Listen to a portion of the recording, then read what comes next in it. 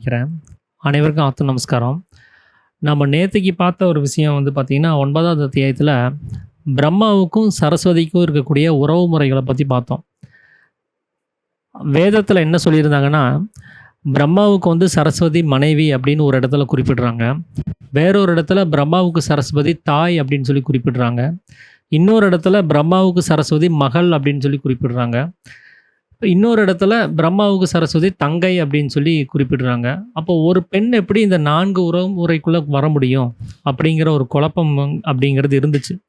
அதுக்கு சாமி என்ன சொன்னாருன்னா, முதல்ல பிரம்மானா யாரு? சரஸ்வதினா யாருன்னு தெரிஞ்சுக்கிட்டோம் அப்படின்னா, நமக்கு வந்து இந்த கிளியரன்ஸ் கிடைச்சிரும் அப்படின்னு சொல்லி சாமி வந்து அதுக்கு விளக்கம் குடுத்திருந்தாரு. பிரம்மாங்கிறது நம்மளுடைய ஜடமா இருக்கக்கூடிய இந்த உடம்பும், நான்கிற அகங்காரமும் தான் பிரம்மாவா இருக்குது. 2 நிலைமையில அது வேலை செஞ்சுட்டு இருக்குது. அதே மாரி சரஸ்வதிங்கிறது சப்தமும், நாக்கும். நாவு அப்படின்னு சொல்லக்கூடிய நாக்கு. இந்த 2மே வந்து சரஸ்வதி அப்படின்னு சொல்லி சாமி குறிப்பிட்டிருந்தார். ஸோ இந்த 4 விஷயங்களும் ஒவ்வொரு சந்தர்ப்பத்தில இணையும்போது அதுக்கு ஒவ்வொரு உறவு முறைகள் உண்டாகுது. எப்படின்னா, இந்த ஜடமா இருக்கக்கூடிய இந்த உடம்புலருந்து நாக்கு அப்படின்னு சொல்லக்கூடிய அந்த நாவு உண்டானதுனால, அந்த பிரம்மாவுக்கு சரஸ்வதி மகள் அப்படின்னு சொல்லி ஒரு உறவு முறை அங்க உண்டாகுது. அதுக்கப்புறம் ஒரு சப்தத்த நம்ம எழுப்புறோம் அப்படிங்கிறப்போ, இந்த 4 அகங்காரம் அப்படிங்கிற பிரம்மாவும், அந்த நாவு அப்படின்னு சொல்லக்கூடிய அந்த சரஸ்வதியும் மேலும் கீழும் தட்டி அந்த சப்தத்த உண்டாக்கும்போது, அப்போ சரஸ்வதிக்கு பிரம்மா வந்து மனைவி அப்படிங்கிற ஒரு உறவு முறை அங்க உண்டாகிறதா சொல்றாரு. அடுத்தது சப்தத்திலிருந்து அதாவது நம்ம தூங்கிட்டு இருக்கும்போது நமக்கு ஒரு சப்தம் உள்ளுக்குள்ளார உண்டாகுது. அப்பதான் நம்ம முழிக்கிறோம், எந்திரிக்கிறோம். அப்போ அந்த சப்தம் உண்டாக்கி அதுக்கப்புறம் நம்ம அகங்காரம்ங்கிறது அங்க வெளியில வந்து உற்பத்தி ஆகுது. அத அனுசரிச்சு பார்க்கும்போது பிரம்மாவுனுடைய உற்பத்தி யாரால அப்படின்னா அந்த சப்தத்தினால. அந்த சப்தம்ங்கிறது சரஸ்வதியா இருக்குது. அதனால அந்த பிரம்மாவ உண்டு பண்ணுனது அந்த சரஸ்வதிங்கிறதுனால, பிரம்மாவுக்கு சரஸ்வதி தாய் அப்படிங்கிற நிலைமை அங்க உண்டாகுது. இப்ப 4ங்கிற நிலைமை உண்டானதுக்கப்புறம் பேச ஆரம்பிக்கிறோம். அப்போ ஒரு சப்தம்ங்கிறது உண்டாகுது. அப்போ இந்த நிலைமைக்கு அனுசரிச்சு பார்க்கும்போது, அந்த முதல்ல சப்தம் உண்டாகி 4ங்கிற நிலைமை வெளியில வருது. அதுக்கு அடுத்தபடியா சப்தம்ங்கிறது வர்றதுனால, இது தங்கை அப்படிங்கிற நிலைமை உண்டாகுது. முதல்ல நான் உண்டாகி, அதுக்கப்புறம் சப்தம் உண்டாகும்போது, தங்கை அப்படிங்கிற ஒரு நிலைமை உண்டாகுது அப்படின்னு சொல்லி சாமி வந்து குறிப்பிட்டு சொல்லியிருந்தார். இதுதான் நம்ம நேத்திக்கு நம்ம பார்த்த ஒரு விஷயம். இன்னைக்கு நம்ம பார்க்க வந்து இந்த குணாதிசயங்கள் பத்தி தான் இந்த சாப்டர் வந்து ஸ்டார்ட் பண்ணது. 3 குணங்கள் என்ன அப்படிங்கிறது தான். அதில உலகத்தில புரிஞ்சு வச்சிருக்கிறது என்ன அப்படின்னா, பிரம்மாவுக்கு வந்து அ ரஜோகுணம் இருக்குது. விஷ்ணுவுக்கு வந்து சத்வகுணம் இருக்குது. சிவனுக்கு வந்து தமோகுணம் இருக்குது அப்படின்னு சொல்லி ஒரு தவறான புரிதல்ல இங்க வச்சிருக்கிறாங்க. அப்படி குணாதிசயங்கள் அந்த மாரி கிடையாது அப்படிங்கிறத சாமி குறிப்பிடுறதுக்கு தான் பிரம்மா, சரஸ்வதின்னு சொல்லி இப்படி ஒவ்வொன்னா அவர் பேச ஆரம்பிக்கிறார். இப்போ நாம இன்னைக்கு பார்க்க இருக்கிறது வந்து அந்த 3 குணங்கள் பத்தின ஒரு விஷயம் தான் அது. ஏன்னா பிரம்மாங்கிறது அது தமோ குணத்த சார்ந்தது. அந்த தமோ குணம் ஏன் அப்படின்னா, அது நம்மள பந்தத்தில ஆட்படுத்தக்கூடிய ஒரு விஷயமா இருக்குது. ஒரு விஷயத்தில வந்து அந்த மனசுக்கு கை காமிச்சு, இதில சுகம் இருக்கும், இதில ஆனந்தம் இருக்கும்னு சொல்லி, அதைய ஒரு பந்தத்தில ஈடுபடுத்தி, அத அங்கேயே வச்சிருக்க வேண்டிய வேலைய தான் அந்த அகங்காரம்ங்கிறது பண்ணுது. அத உள்ளுக்குள்ள போகறதுக்கு அனுமதி குடுக்கறதில்ல. அது தன்னுடைய சுயநலத்துக்காக வேண்டி அது வேலை செய்யறது. ஏன்னா, மனம் உள்ள போயிடுச்சுன்னா, அந்த அகங்காரம்ங்கிறது செத்து போயிரும். அகங்காரத்துக்கு அங்க எ வேலை இல்லாம போயிரும். அப்போ தான் இருக்கணும் அப்படின்னா, இந்த மனம் ஏதோ ஒரு விஷயத்தில பற்றி பிடிச்சுட்டே இருக்கணும். அதனால தன்னுடைய சுயநலத்துக்காக வேண்டி, அதில ஜீவன் செத்து போனாலும் பரவால்ல, மனசு செத்து போனாலும் பரவால்ல, நான் இருக்கணும் அப்படிங்கிற ஒரு எண்ணத்தோட, அந்த சுயநலத்தோட அந்த அகங்காரம் இருக்கிறனால தான் அதுக்கு தமோகுணம் அப்படின்னு சொல்லி பெயர் வருது. ஏன்னா மத்தவன் செத்தாலும் பரவால்ல, நான் இருந்தா போதும் அப்படிங்கிறதே ஒரு துர்குணம். அதனால தான் பிரம்மாவுக்கு எங்கேயுமே கோவில்கள் கிடையாது. அவர் வணங்கத்தக்கவரா நாம வந்து கவனிக்கிறது கிடையாது. இதே ரஜோகுணத்த பத்தி நம்ம எடுத்துக்கிட்டோம் அப்படின்னா, அது மனசுக்கானது தான் அந்த ரஜோகுணம்ங்கிறது. ஏன் அப்படின்னா, இந்த உலகம் அப்படிங்கிறது விஸ்வம். இந்த விஸ்வம்ங்கிற அந்த உலகத்த காப்பாத்தி வர்றது, அந்த மனதனுடைய வேலை. இந்த மனம்ங்கிறது வெளியில வந்து இந்த உலகத்துல விஷயங்கள கவனிக்கல அப்படின்னா, இங்க உலகம்ங்கிறது உண்டாகி அங்க இருக்காது. இந்த உலகம் இருக்கணும்னா, மனசு வெளியில வந்து அந்த உலகத்த அது பத்திரமா பார்த்துக்கணும். இந்த உலகத்த காப்பாத்துற வேலைய தான் அந்த மனசுங்கிறது பண்ணுது. அதனால தான் விஷ்ணுவுக்கு விஸ்வம்பரன் அப்படின்னு சொல்லி ஒரு பெயர் இருக்குது. அதனால தான் அது காக்கும் கடவுளாக நம்ம மும்மூர்த்திகளில் நாம் சொல்லிகிட்டு இருக்கிறோம். விஷ்ணு வந்து காக்கிறவர் அப்படின்னு. யாரை காக்கிறவர்னா இந்த விஸ்வம்ங்கிற உலகத்தை தான் அவர் காப்பாற்றிட்டு இருக்கிறார். அவர் உள்ளுக்குள்ளார போயிட்டாருன்னா உலகம் இல்லாமல் போயிடும். அப்போ உள்ளுக்குள்ளார போயிட்டா அவரே இல்லாமல் தான் போகிறார். ஏன்னா அவர் எந்த வேலையும் செய்யாமல் அவர் தன்னைத்தானே ஒழிச்சுக்கிட்டு தான் இருக்கிறார். அவருடைய வெளிப்பாடே அங்கே இருக்கிறது இல்லை. அவருடைய வெளிப்பாடு எப்படி இருக்குன்னா, காணுவதும் கேட்பதும் அறிவதுமாக இருக்கக்கூடிய இந்த 3 வேலைகளை செஞ்சால் மட்டும்தான் அவர் இருக்கிறாருன்னே நம்ம புரிஞ்சுக்க முடியும். நம்ம ஆலோசனை செய்யும்போது அவர் உள்ளே போயிட்டாருன்னா அவர் இருக்கிறத கவனிக்க முடிய மாட்டேங்குது. தூக்க சமயத்தில் அவர் உள்ளே போயிட்டாருன்னா அவர் இருக்கிறத நம்மளால் கவனிக்க முடியாது. நிஷ்டையில் சமாதி நிலைமையில் அவர் உள்ளே போயிட்டாருன்னா அப்பவும் அவர் இருக்கிறத நாம் கவனிக்க முடியாது. அப்போ அவர் இருக்கிறாருங்கிற அந்த இருப்புத்தன்மை நமக்கு எப்போ தெரியும்னா, அவர் வெளியில் உலகத்தை உண்டு பண்ணி இதில் பார்க்குறதையும் கேட்குறதையும் அறியறதுமா இருக்கக்கூடிய இந்த 3 தொழில்களை ஏதாவது ஒன்று அவர் செஞ்சால் தான் அவருடைய இருப்பை நம்ம உணர முடியும். அப்போது அவர் இருக்கிறாருங்கிற சூழ்நிலையில் இந்த உலகங்கிறது இருக்கவே செய்யுது. ஏன்னா நம்ம கர்ப்பப்பைக்குள்ளே இருக்கும்போது நமக்கு உயிர் இருந்துச்சு, இந்த ஜடம்ங்கிற இந்த உடம்பு இருந்துச்சு. ஆனால் மனசோ சுவாசமோ அங்கே இருக்கிறது இல்லை. எப்போ முதல் மூச்சு விட்டுட்டு வெளியில் வரோமோ அப்போ தான் இந்த உலகத்தை அவர் உண்டு பண்ணுறாரு. மனம்ங்கிறது அப்போ தான் வெளிப்படுது. அது வரைக்கும் மனசுக்கு அங்கே வேலை இல்லை. கர்ப்பப்பை பாத்திரத்துக்குள்ளே அந்த மனசுக்கு எந்த வேலையுமே கிடையாது. அது வெளியில் வந்ததுக்கப்புறம் தான் இங்கே வேலையே தொடங்குது. அப்போது நம்ம மனம் வெளியில் வியாபிச்சா மட்டும்தான் அதனுடைய இருப்புத்தன்மையை நம்மளால் உணர முடியும். அப்படி வெளியில் வந்து இந்த உலகத்தை காப்பாற்றுற வேலையை தான் அந்த மனசு பண்ணுற வேலை. ஏன் இந்த மனசுக்கு ரஜோகுணம்னு சொல்கிறாரு அப்படின்னா, ஒரு நாட்டினுடைய அந்த ஆட்சி பொறுப்பை வச்சிருக்கிறது யார் அப்படின்னா ராஜா. அவர் தான் அந்த நாட்டை வந்து காக்கிறவர். ராஜாவினுடைய வேலை பரிபாலனம் செய்தல் தான் ஒரு ராஜாவினுடைய வேலை. நாட்டு மக்களையும் அங்கே இருக்கக்கூடிய செல்வங்களையும் அங்கே இருக்கக்கூடிய நிலம் அந்த சார்ந்த விஷயங்கள் எல்லாத்தையுமே காப்பாற்றுற வேலையை தான் ராஜாங்கிறவர் பண்ணுறாரு. அந்த பரிபாலன சக்தி யாருக்கு இருக்குது, அதாவது காக்கிற சக்தி யாருக்கு இருக்குன்னா ராஜாவுக்கானது. அதனால தான் அதை ரஜோகுணம் அப்படின்னு சொல்லி சொல்கிறதுக்கு காரணம். அப்படி அவர் இந்த உலகத்தை ரட்சிக்கிறதுனால அவருக்கு ரஜோகுணம் அப்படிங்கிற ஒரு நிலைமைங்கிறது அங்கே உண்டாகுது. அது மட்டும் இல்லாமல் அவர் தான் ராஜாங்கிறத அடையாளப்படுத்துறதுக்கு சாமி ஒரு உதாரணம் சொல்கிறார். நீங்கள் சிவனுடைய ஃபோட்டோவையும் பாருங்கள், விஷ்ணுவனுடைய ஃபோட்டோவையும் பாருங்கள். இதில் யார் வந்து பார்க்குறதுக்கு ராஜா மாதிரி இருக்காங்க? அலங்கார பிரியரா, கிரீடாதிபதியா, கூட வந்து நிறைய வேலையாட்களை வச்சுக்கிட்டு விசிறி விடுறதுக்கு ஒரு ஆள், அனந்த சயனமாக படுத்து தூங்குறதுக்கு பெட்டு, இப்படி ஒரு ஆடம்பரமான ஒரு விஷயத்தில் இருக்கக்கூடிய ஒரு நிலைமையில் யார் இருக்கிறாங்கன்னு பாருங்கள். சிவன் இருக்கிறாரா இல்லை இவர் இருக்கிறாரான்னு பாருங்கள் அப்படின்னு சொல்லி சாமி கேட்குறாரு. ஏன்னா சிவனுடைய கோலத்தை பார்த்தீங்கன்னா அவர் ஒரு ரொம்ப சிம்பிளாக இருப்பார். ருத்ராட்சம் அணிஞ்சிட்டு திருநீர் பூசிக்கிட்டு ஜடா முடியோட அவர் அலங்காரங்கிறதே அதில் ஒன்றுமே இருக்காது. ஆனால் இங்கே வந்து பார்த்திங்கன்னா முழுக்க அலங்கார பிரியராகவே இருப்பார். அந்த அலங்காரம் எதுக்குரியது அப்படின்னா அது ராஜாவுக்குரிய ஒரு விஷயம். அப்படி தான் அவர் சர்வ அலங்கார பூசனா மனைவிமார்களோட லட்சுமி ஷமா அப்படின்னு சொல்லக்கூடிய அவங்களோட, அப்புறம் நாரதர்கள், தும்புரு நாரதர், வீணா நாரதர், கருடன், இப்படி ஒரு படைசூழ அவர் ஒரு ராஜ பரிபாலனம் செய்யக்கூடிய நிலைமையில தான் அந்த ராஜாங்கிற ஒரு தோற்றத்தை அந்த விஷ்ணுங்கிறவர் வச்சுருப்பார். அது அவர் கிரீடாதிபதியாக அவர் இருக்கிறார். அந்த கிரீடம்ங்கிறது ராஜாவுக்கானது. அதனால தான் ரஜோகுணமாகும் விஷ்ணு அப்படின்னு சொல்கிறதுக்கு காரணமாகுது. அது இல்லாமல் அந்த ரஜோகுணம் கொண்டு தான் அவர் சிருஷ்டி செய்கிறாரு. யார்? அந்த பிரம்மாங்கிறவர் சிருஷ்டி செய்கிறாரு அப்படின்னு சொல்கிறதும் சரிதான். எப்படின்னா, இவர் சிருஷ்டி செய்யணும்னா அவருக்கு 4 முகங்கள் வேணும். பிரம்மா சிருஷ்டி செய்கிறதுக்கு 4 வகையான நிலைமைகள்ல அவர் இருக்கணும். அதனால தான் அவருக்கு 4 முகங்களை வந்து அடையாளப்படுத்தி காமிச்சிருக்காங்க. ஒன்று மனம், சித்தம், புத்தி, அகங்காரம். இதில் அகங்காரமாக இருக்கக்கூடிய பிரம்மாவும் இருக்கிறாரு, இதில் மனம்னு சொல்லக்கூடிய விஷ்ணுவும் இருக்கிறார். அதை அகங்காரத்துக்கு உண்டான புத்தியும் அங்கே இருக்குது, அந்த மனசுக்கு உண்டான சித்தமும் அங்கே இருக்குது. ஸோ இவங்க 2 பேரும் சேர்ந்து தான் அந்த சிருஷ்டியை உண்டு பண்ணுறாங்க.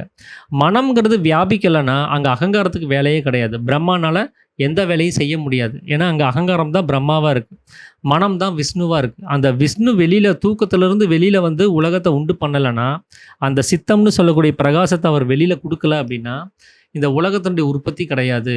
இந்த உலகம் உண்டாகலை அப்படின்னா பிரம்மா உற்பத்தி கிடையாது. பிரம்மா உண்டானாதான் அவரால் சிருஷ்டி செய்ய முடியும்.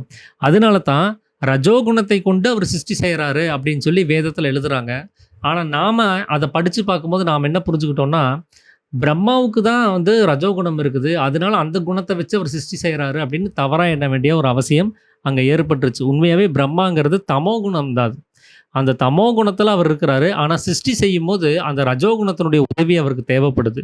அந்த ரஜோகுணம்ங்கிறது மனம். அந்த மனதினுடைய சக்திய வச்சு தான் அவரு இங்க இருக்கிற விஷயங்கள அவரு சிருஷ்டி செய்றாரு. அது எப்படி அப்படின்னா, அந்த ரஜோகுணமா இருக்கக்கூடிய அந்த மனசு, அது எது அப்படின்னு கேட்டீங்கன்னா, சுக்கிலம் அது. அந்த சுக்கிலத்த வச்சு தான் அவர் என்ன பண்றாரு, ஒரு சிருஷ்டிய உண்டு பண்றாரு. எப்படின்னா, ஒரு அ ஒரு வாசகத்த சாமி வந்து குறிப்பிட்டு சொல்றாரு. "ராமன் வாளினால் வாளையை வெட்டினான்" அப்படின்னு ஒரு வாசகம் இருக்குது. இந்த வாசகத்துல ஒரு வாள் அப்படின்னு சொல்லக்கூடிய ஒரு பொருள் இருக்குது. வாளை அப்படின்னு சொல்லக்கூடிய ஒரு பொருளும் இருக்குது. வெட்டுறதுக்கு அந்த தொழில் செய்யறவரு, அவர் ராமன் அப்படின்னு சொல்லக்கூடிய ஒரு ஆள் இருக்கிறாரு. வெட்டுறது அப்படின்னு சொல்லக்கூடிய ஒரு தொழிலும் இருக்குது. அப்போ வெட்டுறதுக்கு ஒரு ஆளு, அது ராமன். அது வெட்டப்படுறதுக்கு ஒரு ஒரு பொருள் வேணும், அது வாளை. எத வச்சு வெட்டுறோம் அப்படிங்கிறதுக்கு ஒரு பொருள் வேணும், அது வாளு. என்ன பண்ணணும் அப்படின்னா, அந்த தொழிலுக்கான ஒரு வாசகமா அங்க வெட்டினான் அப்படிங்கிற ஒரு விஷயமும் இருக்குது. அப்போ அந்த வாள் தான் அங்க வெட்டுது அப்படின்னா, நாம வாள் தான் வெட்டிடுச்சு, அதனால வாள் தான் ராமன் நம்ம சொல்லிற முடியாது. ராமன் வந்து வாள வச்சு வெட்டுறாரு, அவ்வளோதான். ராமன் தான் வெட்டுனது. ஆனா, ஒரு வாளினுடைய துணைய கொண்டு தான் அந்த வாளைய அவர் வெட்டுறார். அதனால எந்த காலத்திலயும் அந்த வாள்ங்கிறது ராமனா மாற முடியாது. அந்த ராமன் வேற, அங்க வாள் வேற தான். அந்த வாள் அப்படின்னு சொல்றது என்ன அப்படின்னா, அது ஒரு பொருள். வாளை அப்படின்னு சொல்லக்கூடியதும் ஒரு பொருள். அப்போ அந்த வாளைங்கிற ஒரு பொருள, வாள் அப்படின்னு சொல்லக்கூடிய ஒரு பொருள வச்சு நாம அங்க வெட்டுறோம். அதுல யார் வெட்டுனது அப்படின்னா, ராமன் வெட்டுறாரு. எத வச்சு வெட்டுறாருன்னா, வாளைய வச்சு வெட்டுறாரு. வாளை அப்படின்னு வாள் அப்படின்னு சொல்லக்கூடிய ஒரு பொருள வச்சு வாளைய அவர் வந்து வெட்டுறார். அப்போ அந்த வாளினுடைய துணை கொண்டு தான் அவர் அந்த வேலைய அவர் செய்யறாரு. அப்போ அந்த ஆ, வாளை அப்படின்னு சொல்லக்கூடிய ஒரு பொருளும், வாள் அப்படின்னு சொல்லக்கூடிய பொருளும், இந்த 2 பொருளும் இல்லைன்னா, ராமனுக்கு வேலையே கிடையாது. அவர் வெட்டு அப்படின்னா எத வெட்டுவாரு? வெட்டுறதுக்கு அங்க ஒரு வாளைங்கிற ஒரு பொருள் வேணும். வாள் அப்படின்னு சொல்லக்கூடிய ஒரு பொருளும் வேணும். இந்த 2 விஷயம் இல்லைன்னா, அவர்னால வெட்ட முடியாது. அதனால அந்த தொழிலே இல்லாம போயிரும் அப்படின்னு சொல்லி சொல்றாரு. அப்போ ரஜோகுணம் அப்படின்னு சொல்லக்கூடிய அந்த விஷ்ணுங்கிற ஒரு சுக்கிலம், அது ஒரு பொருள். அந்த சுக்கிலமா இருக்கக்கூடிய பொருள வச்சு தான் இங்க சிருஷ்டிகள அவர் உண்டு பண்றாரு. எப்படி ராமனுக்கு வாள் தேவைப்பட்டுச்சோ வெட்டுறதுக்கு, அந்த மாரி பிரம்மாவுக்கு அந்த சுக்கிலம் தேவைப்படுது ஒரு தொழில செய்யறதுக்கு. அந்த சுக்கிலத்த வச்சு தான் அவர் வந்து இங்க உற்பத்திகள உண்டு பண்றாரு. அப்போ அந்த சுக்கிலம்னு சொல்லக்கூடிய அந்த பொருள் இல்லைன்னா, இங்க எந்த ஒரு சிருஷ்டியும் இல்ல. ஏன்னா, அவருக்கு சிருஷ்டி செய்யறதுக்கான அ பொருள் கிடையாது. வாள் அப்படிங்கிற ஒரு பொருள் இல்லைன்னா, ராமனால வெட்ட முடியாம போயிருக்கும். வெட்டுறதுக்கு அங்க தொழிலே இல்லாம போயிரும். அந்த மாதிரி தான். இங்க பிரம்மாங்கிற ஒரு சிருஷ்டி செய்யணும்னா, அதுக்கு சுக்கிலம் அங்க வேணும். அந்த சுக்கிலம் இல்லைன்னா, அவரால சிருஷ்டி செய்ய முடியாது. அப்படிங்கிறது சாமி வந்து சொல்றாரு. ஒரு உதாரணமா அவர் சொல்றாரு. அப்போ அந்த ராமன் அப்படிங்கிற ஒரு ஆளும் வேணும் அங்க முக்கியம். அதுவும் முக்கியம் இல்லன்னு அல்ல. அங்க அகங்காரமும் கண்டிப்பா வேணும் தான். அந்த அகங்காரம் இல்லைன்னா, அங்க புணர்ச்சியே கிடையாது. ஒரு சுக்கிலத்த கொண்டு போய் ஒரு கர்ப்ப பாத்திரத்தில சேர்த்தக்கூடிய ஒரு புணர்ச்சிங்கிற ஒரு விஷயமே அங்க இல்லாம போயிரும். அப்போ அந்த அகங்காரம் இருக்கணும். அது கூட மனம் அப்படிங்கிறதும் இருக்கணும். இது 2 இருக்கும்போது தான் சம்யோகம் அப்படின்னு சொல்லக்கூடிய ஒரு தொழில் அங்க நடக்கும். அந்த புணர்ச்சின்னு சொல்லக்கூடிய தொழில் நடக்கும். அந்த தொழில் மூலமா தான் அவர் ஒரு சிருஷ்டிய உண்டு பண்றாரு. அப்போ அந்த சம்யோகம் நடக்கணும்னா, அங்க அகங்காரம் வேணும். அங்க மனம்னு சொல்லக்கூடிய சுக்கிலமும் அங்க வேணும். இந்த 2ம் வச்சு தான் அவர் அந்த தொழில வந்து செய்றாரு. அப்படிதான் இந்த சம்யோகம்ங்கிற தொழில ரஜோகுணமா இருக்கக்கூடிய அந்த சுக்கிலத்த வச்சு தான் அவர் சிருஷ்டி செய்றாரு. அதனால தான் ரஜோகுணம் கொண்டு பிரம்மா சிருஷ்டி செய்றாரு அப்படின்னு சொல்றாங்க. அதனால தான் பிரம்மாவ நாம ரஜோகுணத்த சார்ந்தவர்ன்னு தவறா புரிஞ்சுக்கிறதுக்கு ஒரு காரணமாயிடுச்சு. உண்மையாவே அவர் வந்து ஒரு தமோ குணத்த கொண்டவர் தான் அப்படிங்கிறத சாமி வந்து குறிப்பிட்டு சொல்றாரு. அடுத்தது சிவன் அப்படிங்கிறது வந்து தாமச குணம்னும், ராஜச குணங்கள விட்டுட்டு ஒரு சுத்த சாத்வீக ஒரு குணத்தோட அவர் இருக்கிறத நம்ம பார்க்குறோம். ஆனா, அவர வந்து தாமச குணம்னு நாம தவறா புரிஞ்சுக்க வேண்டிய ஒரு அவசியம்ங்கிறது அங்க உண்டாயிருக்குது. ஏன்னா, தாமச குணம் அப்படிங்கிறது வந்து அது ஒரு அ துர்குணம் அது. அது கெட்ட குணம். ஆனா, அந்த கெட்ட குணத்துக்கான அடையாளம் வந்து சிவனுடைய அந்த உருவத்தில அது இல்ல. அது சுத்த சாத்வீக குணத்தோட தான் அது இருக்குது. அந்த சாத்வீக குணத்துக்கான ஒரு விஷயம் என்ன அப்படின்னு கேட்டிங்கன்னா, ஆம் திருநீறு, அப்புறம் இந்த ஜடாமுடி, அந்த அலங்காரம் இல்லாதது, ருத்ராட்சம் அணிஞ்சிருக்கிறது, மௌனியாக இருக்கிறது, தியானம் பண்ணிட்டு இருக்கிறது, இந்த மாதிரி இதெல்லாம் பார்த்துட்டு நாம் அதை வந்து துர்குணத்தை சார்ந்ததுன்னு எப்படி சொல்ல முடியும்னு சொல்லி சாமி கேட்குறாரு. அது சுத்த சாத்வீக குணத்தை தான் அது அடையாளப்படுத்துது அப்படின்னு சாமி சொல்கிறாரு. ஏன்னா எந்த ஒரு அலங்காரமும் இல்லாமல் எப்பவுமே ஒரு தபோ நிஷ்டையில் இருக்கக்கூடிய நிலைமையில தான் சிவன் அங்கே இருக்கிறாரு அப்படிங்கிறாரு. அதனால அது சுத்த சாத்வீக குணம் அப்படின்னு சொல்லி சொல்கிறாரு. அதாவது சிவனாக இருக்கிறது வந்து அது யார் அப்படின்னா ஜீவன் தான் அது. அந்த ஜீவன் தான் இங்கே வந்து நம்மளை காப்பாற்றுது. அந்த ஜீவன்கிறது இல்லைன்னா நாம் செத்து போயிடுவோம். அந்த ஜீவன்கிறது உள்ளே இருக்கிற வரைக்கும் தான் நாம் நடமாடுறது, பார்க்கறது, பேசுறது, கேட்கறது எல்லாமே. அப்போ நம்மளை காப்பாற்றிட்டு இருக்கிறது யார் அப்படின்னா அந்த ஈஸ்வரன் தான். அந்த ஈஸ்வரன் இல்லைன்னா அங்கே மனம்னு சொல்லக்கூடிய அந்த விஷ்ணு கூட அங்கே இல்லாமல் தான் போக வேண்டியதாக இருக்கும். அப்போது அந்த மனம் அப்படிங்கிறது இங்கே வந்து உலகத்தை ரசிக்கணும்னா அதுக்கு ஜீவன் ரொம்ப முக்கியம். அந்த ஜீவன்கிறது இருந்தால் தான் அவர் வெளியில் வந்து இந்த உலகத்தை உண்டு பண்ணி இந்த உலகத்தை காப்பாற்ற முடியும். அங்கே ஜீவனே இல்லைங்கிறப்போ அங்கே மனசுக்கு அங்கே வேலை இல்லாமல் போயிடும். அதனால தான் சத்வகுணத்தை கொண்டு ரக்ஷகர்த்தா அப்படின்னு சொல்லி வேதங்களில் விஷ்ணுவை பற்றி பேசும்போது எழுதுகிறாங்க. நாம் என்ன நினச்சிட்டோம்னா, ஓ அப்போ விஷ்ணுவுக்கு சத்வகுணம் இருக்குது போல இருக்குது அப்படின்னு சொல்லி தவறாக எண்ணிட்டு விஷ்ணுவுக்கு சத்வகுணத்தை சார்ந்தவர் அப்படின்னு நாம் தவறாக புரிஞ்சுக்கிட்டோம். ஆனால் உண்மையாகவே இந்த சத்வகுணம்ங்கிறது யாருக்கானதுன்னா சிவனுக்கானது. அந்த சிவன்கிறது நமக்குள்ளார ஜீவனாக இருக்குது. அந்த ஜீவன்கிறது தான் இந்த மனதை உண்டு பண்ணி இந்த மனம் உலகத்தை உண்டு பண்ணுறதுக்கான எல்லா சக்திகளையும் அது கொடுத்துட்ருக்குது. அதனால தான் மனசை பற்றி எங்கெல்லாம் பேசணுமோ அங்கெல்லாம் ஜீவசக்தியான வாயு அப்படின்னு சொல்லி சாமி குறிப்பிட்டு சொல்லியிருப்பார். ஜீவன் தான் சக்தியாக சலித்து வாயு ரூபமாக வெளியில் போகுது அப்படின்னு அதுக்கு அர்த்தம்.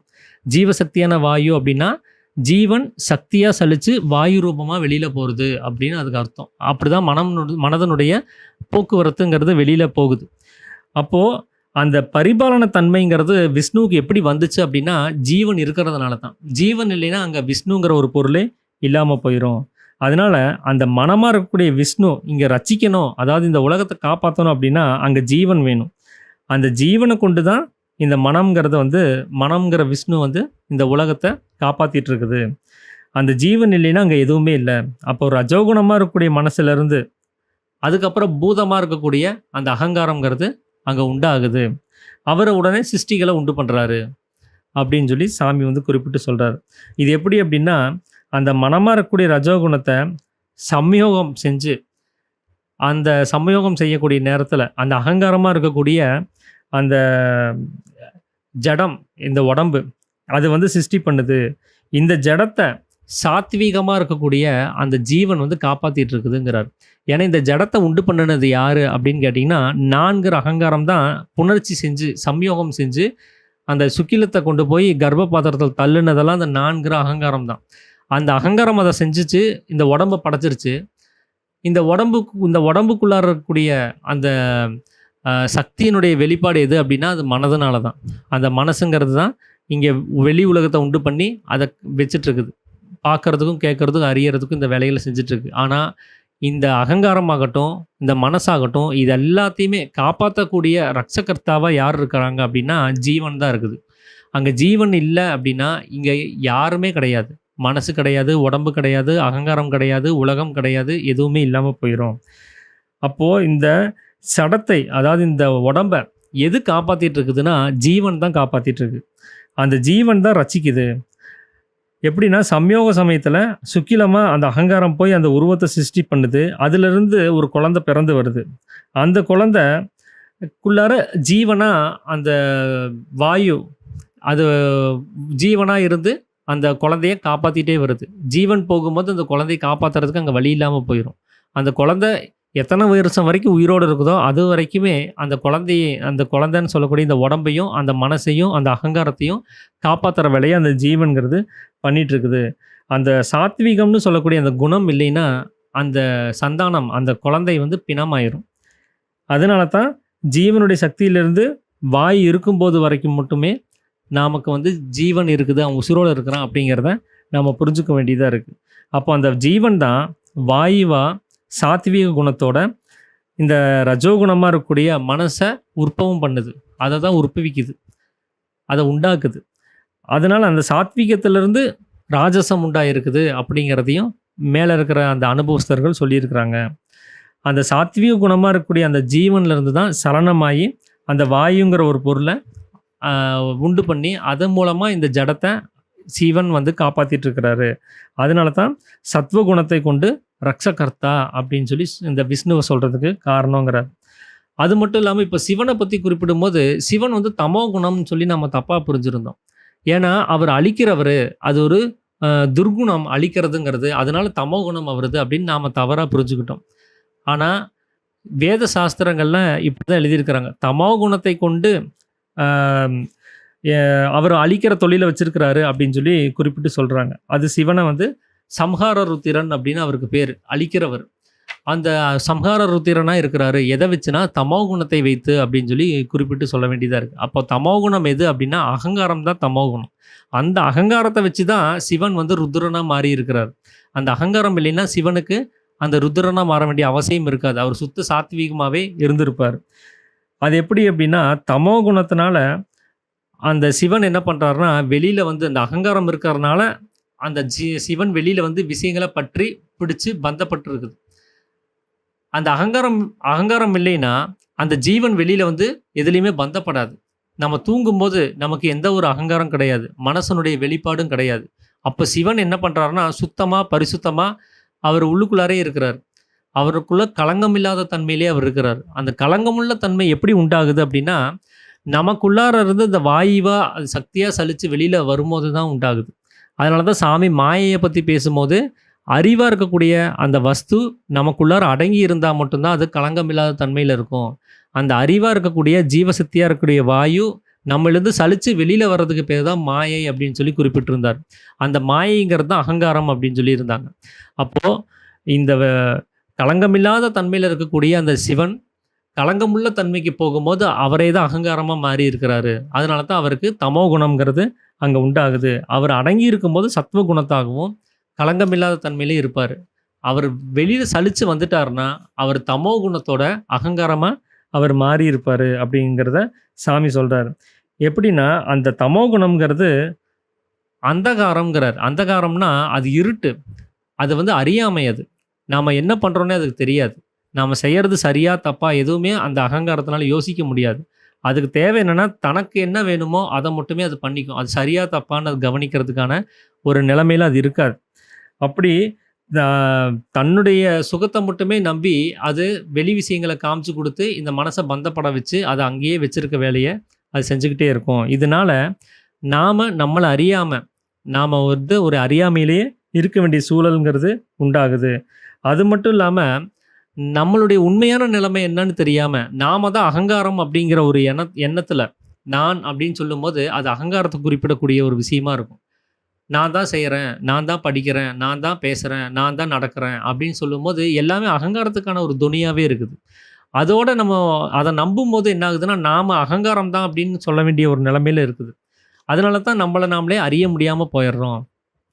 அது இல்லாம நாம உயர்ந்தவன், ஸ்தானி, மானி அப்படிங்கிற துரபிமானத்தினால, நாம வந்து அந்த ஜீவன வெளியில விட்டு, அத செலவு பண்ணவும் செய்றோம். அது அதோகதியா அது தீர்ந்து போகும்போது, இந்த ஜனங்க வந்து நசிந்து போகவும் செய்றாங்க. செத்து போகவும் செய்றாங்க. அதனால தான் இவரு இந்த அது இதுன்னு சொல்லக்கூடிய இந்த ஸ்தானமானங்கள அவர் வச்சிருக்கிறதுனால, அந்த அகங்காரமா அவர் மாறி இருக்கும்போது, இந்த ஸ்தானமானங்கள்லாம் அவர் வச்சிருக்கிறார். நான் உயர்ந்தவன், நான் தான் எல்லாமே அப்படிங்கிற ஒரு நெனப்போட அவர் இருக்கிறார். அந்த தமோகுணம் அவருக்கு இருக்கிறனால தான், அந்த ஜீவன் வெளியில போய் நசிஞ்சு, ஜனங்கள்லாம் செத்து போறதுக்கு காரணமாகுது. அதனால தான் அவர் தமோகுணத்தினால சம்ஹார ருத்திரனா இருக்கிறாருன்னு சொல்றதுக்கு காரணமா இருக்குது. அது இல்லாம நாமள அவர் வந்து நம்மிலிருந்து வெளியில வந்து, "நீ பண்ண பாவத்துக்கு நான் உனக்கு தண்டனை தர்றேன். உன்ன நான் கொல்லப் போறேன்னு" சொல்லி அவர் யாரையும் அழிக்கிறது கிடையாது. நம்மிலிருந்து வெளியில வரும்போது நாம என்ன ஆயிடுறோம்னா, நாம பிணமாயிருவோம். ஒரு பிணத்த போய் அவரு சாகடிச்சு என்ன பிரயோஜனம்? அப்ப நாம உயிரோடு இருக்கும்போதே நம்மள சாகடிக்கணும்னா, அவர் அப்படிதான் நாம உயிரோடு இருக்கும்போதே செஞ்சாகணும். அப்ப நம்மிலிருந்து அவர் விலகி போறதுக்கான வாய்ப்பு இல்ல. இல்லாம தான் போகுது. நமக்குள்ளார இருந்தே தான் அவர்னால அத செய்ய முடியும். அதனால நம்மளிலிருந்து வேறுபட்டு ஒரு சிவன் ருத்ரனா வெளியில பிறந்து வந்து, ஒரு அவதாரத்த எடுத்துட்டு வந்து பிறந்து வந்து, அவர் நம்மள வந்து கொல்றது கிடையாது. நமக்குள்ளாரையே அந்த ஜீவனா, வாயுவா, பிரகாசமா அவர் என்ன பண்றாருன்னா, இந்த அகங்காரத்தினால வெளியில வந்து தன்னுடைய சக்திய வெளியில தீர்த்து, தானும் நசிஞ்சு போகும்போது, நம்மளையும் சேர்த்தே அவரு நசிய செய்றதுக்கான ஒரு வேலைய அவர் செய்றாரு. எதனால அப்டின்னா, முன்னாடி சொன்ன அந்த துரபிமானத்தினால. நான் ஸ்தானி, நான் மானி அப்டின்னு சொல்லக்கூடிய அந்த துரபிமானத்தினால அந்த அகங்காரம் என்ன பண்ணுதுன்னா, வெளி விஷயங்கள பற்றி பிடிக்க வச்சு, அது அந்த ருத்ரனா அவர அகங்காரத்தோட அந்த ஜீவன சாகடிக்கிறதுக்கான வேலைய அது பாக்குது. இதனால எந்த ஒரு விவரமும் இல்லாம, தன்னைத்தான் அறியாம நம்ம நசிஞ்சு போகவும் செய்றோம் அப்படிங்கிறத சாமி வந்து குறிப்பிட்டு சொல்றாரு. அதனால தான் நாம சிவன வந்து சத்வ குணத்த சார்ந்தவர, நம்ம தமோ குணத்த சார்ந்தவர்ன்னு தவறா எண்ண வேண்டியதா போச்சு. அவரு தமோ குணம்னு சொல்லக்கூடிய அகங்காரத்த வச்சு தான் அவர் அந்த ருத்ரனா மாறுறாரே தவிர, அவருடைய குணாதிசயம் தமோ குணம் கிடையாது. எப்படி ஆ பிரம்மா வந்து ரஜோகுணமா இருக்கக்கூடிய மனச வச்சு ஒரு சிருஷ்டிய உண்டு பண்றாரு. எப்படி அந்த விஷ்ணு சத்வ குணத்தோட இருக்கக்கூடிய ஜீவன வச்சு இந்த உலகத்த காப்பாத்திட்டு வர்றாரு. அதே மாதிரி தான் அந்த சத்வ குணத்தோட இருக்கக்கூடிய ஜீவன், தமோ குணமா இருக்கக்கூடிய அகங்காரத்த வச்சு தான் இங்க அழிக்கிற தொழில அவர் செஞ்சுட்டு இருக்கிறாரு. தன்ன நசிச்சுக்கிட்டே அவர் எல்லாத்தையுமே சேர்த்து அழிக்கிறதுக்கான வேலைய அவர் பார்க்குறாரு. அது மட்டும் இல்லாம இந்த பிரதிஷ்டாதிகள் எல்லாம் நம்ம வெளியில பார்த்தோம்னா, விஷ்ணு அதுக்கு எக்கச்சக்கமான கோவில்கள் இருக்குது. அப்புறம் சிவன் அவருக்கும் எக்கச்சக்கமான கோவில்கள் இருக்குது. ஆனா, தமோ குணம்னு சொல்லக்கூடிய பிரம்மாவுக்கு அந்த கோயில்கள் இல்ல. அவர் வந்து வழிபடுறதுக்கான ஒரு பூஜிக்கிறதுக்கான எந்த ஒரு தகுதியும் நாம கவனிக்கிறது கிடையாது. ஏன்னா, தமோ குணம்னு சொல்லும்போதே அது ஒரு துர்குணமாவே தான் அதனுடைய சுவாபம் இருக்குது. அந்த துர்குணத்தை யாரும் சேவிக்கிறது கிடையாது அப்படிங்கிறத சாமி குறிப்பிட்டு சொல்றாரு. அதனால தான் ராஜாவா இருக்கக்கூடிய ரஜோகுணத்தை பூஜிக்கிறோம். சாத்விகமா இருக்கக்கூடிய அந்த சாத்விக குணத்தை சார்ந்தவங்களையும் நம்ம பூஜிக்கிறோம். சாத்விகம்னு சொல்லும்போது அது என்னவாகுதுன்னா சந்நியாசி ஆகுது. சந்நியாசி அப்படின்னா ராஜசம், தாமசம்னு சொல்லக்கூடிய இந்த 2 குணங்களையும் விட்டுட்டு அவரு சுத்த சாத்வீகமா இருக்கிறவங்கள தான் சன்னியாசின்னு சொல்ல முடியும். ரஜோகுணம்ங்கிறது அலங்கார பிரியரு. தமோ குணம்ங்கிறது ஸ்தானாமானங்கள பார்த்துட்டு இருக்கக்கூடிய, எனக்கு பெருமை வேணும், நான் பெரியவன் அப்படின்னு சொல்லக்கூடிய ஸ்தானாபானங்கள பார்க்கக்கூடிய குணம் அது. இந்த 2 குணமும் அல்லாதவங்கள தான் சுத்த சாத்வீகத்த சார்ந்தவங்கன்னு நம்ம சொல்ல முடியும். அவங்க தான் சன்னியாசிகள். அதனால அந்த சன்னியாசிகள் அந்த சந்நியாச குணத்தையும் நம்ம பூஜிக்கவே செய்றோம். அதுக்கு மதிப்பு குடுக்கவே செய்றோம் அப்படிங்கிறத சாமி வந்து சொல்றாரு. அது நீங்க இன்னொரு வகையிலயும் நீங்க கவனிக்கலாம். நீங்க அந்த விஷ்ணுவினுடைய சேத்திரத்துக்கு நீங்க போனீங்க அப்படின்னா, அவர எப்படி வந்து பூஜிக்கிறாங்கன்னு கவனிச்சீங்கனாலே, அவருடைய குணம் என்னங்கிறத உங்களால தெரிஞ்சுக்க முடியும் அப்படின்னு சாமி சொல்றாரு. அது என்னன்னா, அவருக்கு பார்த்தீங்கன்னா, ஒவ்வொரு நாளும் ஒவ்வொரு வகையான அந்த பட்டாடைகள்லாம் அவருக்கு வந்து சூட்டி, ஒரு ராஜ அலங்காரங்கள்லாம் செய்வாங்க. ஒவ்வொரு நாளும் வேற வேற வெரைட்டி ஆஃப் அந்த அலங்காரத்த அவருக்கு குடுத்துட்டே இருப்பாங்க. கிரீடங்கள வச்சு, இன்னைக்கு ஒரு அலங்காரம், நாளைக்கு ஒரு அலங்காரம்னு. அதனால விஷ்ணுவினுடைய அந்த பூஜையில பிரதானமா இருக்கிறதே அந்த அகங்காரம் தான். அந்த அலங்காரம் தான். அந்த அலங்காரம் இல்லைன்னா, அவருக்கு எந்த ஒரு பூஜை புனஸ்காரங்களும் அங்க நடக்கிறது கிடையாது. அதனால பிரதானமா இருக்கக்கூடிய ஒரு விஷயம் அலங்காரமாவே இருக்குது. அந்த அலங்காரம் அப்படிங்கிறது வந்து எத குறிக்குது அப்படின்னா, ராஜச குணத்த குறிக்குது. அது ராஜாவுக்கான ஒரு அலங்காரத்த குறிக்குது அப்படின்னு சாமி சொல்றாரு. அதனால தான் அவர ரஜோகுணம்னு சொல்றதுக்கு காரணம் அப்படின்னு சொல்றாரு. இதே நீங்க சிவசேத்திரங்களுக்கு போனீங்கன்னா, அது லிங்கத்து மேல ஒரே ஒரு துணி, வெள்ள துணிய மட்டும் கட்டி வச்சிருப்பாங்க. ஒரு துளசி மாலைய போடுவாங்க. இல்ல ஏதாவது ஒரு சிம்பிளா ஒரு மாலை இருக்கும். திருநீர் பூசப்பட்டிருக்கும். அதுக்கு மேல அலங்காரம் அவருக்கு தேவையில்ல. 2வது அவருக்கு அபிஷேகம் தான் வந்து பிரதானமான ஒரு விஷயம். பால் அபிஷேகம், பன்னீர் அபிஷேகம், பஞ்சாமிர்த அபிஷேகம் அப்படின்னு சொல்லி ஏதேதோ ஒரு அபிஷேகங்கள போட்டுக்கிட்டே இருப்பாங்க. அந்த அபிஷேகம் அப்படிங்கிறது வந்து அது அலங்காரத்த இல்லாம பண்ணிரும். நீங்க ஏதாவது ஒரு பொட்டு வச்சுட்டு ஏதாவது அபிஷேகம் பண்ணி பாருங்க. அந்த பொட்டையும் சேர்த்து அந்த தண்ணி அழிச்சிட்டு போயிரும். அவர் அலங்காரங்கிறத முழுவதும் இல்லாத நிலைமையில தான் நீங்க அவர பூஜிக்கவே முடியும். அப்போ அலங்காரம் இல்லாத நிலைமை தான் அங்க வந்து சாத்வீக குணத்த சார்ந்ததா இருக்குது. இப்போ நமக்கு குடுக்கப்பட்ட சட்டதிட்டங்கள நீங்க கவனிச்சு பாருங்க. அந்த 30 ரூல்ஸையும் கவனிச்சு பார்த்தீங்கன்னா, அதுல அகங்காரத்துக்கான தாமச குணத்தையும் நீக்கிறதுக்கும், ராஜசம்னு சொல்லக்கூடிய அந்த அலங்காரத்த நீக்கிறதுக்குமான எல்லா விஷயத்தையும் சாமி வந்து ஒரு சட்டதிட்டமா குடுத்திருப்பாரு. நீங்க அத முழுவதும் ஃபாலோ பண்ணீங்கன்னா, நீங்க சிவன் மாரி நீங்க சுத்த சாத்வீகத்த சார்ந்தவரா தான் இருக்க முடியும். எந்த அலங்காரமும் இல்லாம, எந்த ஒரு அலங்காரமும் இல்லாம, அகங்காரம் இல்லாம, நீங்க அ எதையும் அதிகமா விரும்பாம, எளிமையா வாழ்றதுக்கான எல்லா வழிவகைகளையும் அவர் செஞ்சு வச்சிருப்பாரு. ஏன்னா, அது சாத்வீகம்ங்கிறது சந்நியாசத்துக்கான ஒரு விஷயம். ஒரு ஆன்மீகத்தில் இருக்கிறவன் அப்படி சிம்பிளா, எந்த அலங்காரமும் இல்லாம, எந்த அகங்காரமும் இல்லாம அப்படி வாழ்ந்தா தான், அவர்னால சாத்வீக குணத்தோட இருக்கக்கூடிய ஜீவன அங்க தரிசிக்க முடியும். ஏன்னா, ஒரு ஜீவன நான் புரிஞ்சுக்கணும் அப்படின்னா, அந்த ஈஸ்வரன புரிஞ்சுக்கணும்னா, அந்த ஈஸ்வரனுடைய குணத்துக்கு நான் வரணும். அப்பதான் அவர சரியா என்னால புரிஞ்சுக்க முடியும். அவர அப்பதான் நான் என்னால கனெக்ட் பண்ண முடியும். இல்லைன்னா அவரோட கனெக்ட் ஆக முடியாது. இப்போ என்ன நீங்கள் புரிஞ்சுக்கணுன்னா என்ன மாதிரி நீங்கள் மாறினீங்கன்னா தான் முடியும். என்னுடைய குணாதிசயத்துக்குள் நீங்கள் வந்தீங்கன்னா தான் முடியும். அதனால தான் பாம்பின் கால் பாம்பறியும்னு சொல்லுவாங்க. இனம் இனத்தோட சேரும்னு சொல்லுவாங்க. அப்போது இறைவனாக நாம் மாறணும்னா நாம் இறைவனை பார்க்கணுன்னா நம்ம இறைவனாக மாறினா தான் முடியும். இறைவனாக மாறாமல் இறைவனை யாரும் அடைய முடியாது. அதனால தான் திருமூலர் சொல்லுவார், தன்னை அறிய தனக்கோர் கேடு இல்லை அப்படின்னு. தன்னை யார் அறியணும் அப்படின்னா தான் தான் அறியணும்னு சொல்லியிருப்பார். தன்னை நான் அறியன்னு அவர் அங்கே எழுதலை, தன்னை தான் அறியன்னு எழுதுறாரு. அப்போ தான்கிறது ஈஸ்வரன், அதை அறியறது யாருன்னா அதுவும் ஈஸ்வரன்கிறார். அப்போ அங்கே நான்கிறது அங்கே குறிப்பிடவே மாட்டார். ஏன்னா அந்த நான்னால் அந்த தானை உணரவே முடியாது. அந்த நான் தானை உணரணும்னா அந்த நான் தானாக மாறணும், அந்த இறைவனாகவே மாறணும்.